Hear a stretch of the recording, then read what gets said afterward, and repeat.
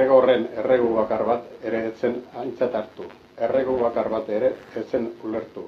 Burua umiltasunez biratu arren, aitak gero eta gogorrago jotzen zuen ostikoz lurra.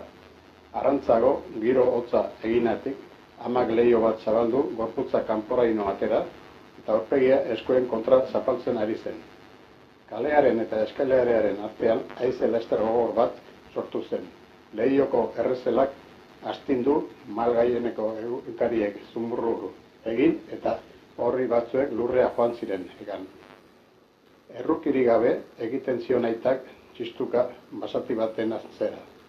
Baina Gregor sekula atzerantz ibili gabe zegoen, oso mantso zigoan. Buelta ematerik izan balu, segituan egongo zen bere egelan. Baina beldur zen biratzen galdutako denborarekin aitari pazientzia agortu ote zitzaion. Eta bizkarrean edo buruan golpe ilargarri bat jasotzeko mehatxua egiten zion aitaren eskuko maikilak etengabe. Azkenean, ordea, ez zuen beste aukerarik izan. Zuturik ohartu baizen, atzerantz joanda ezin ziola norbaiteri eutsi. Eta aitari behin eta berriro beldurrez saieska begira, hasi zen biratzen, ahalik eta bizkorren, baina berez oso motel.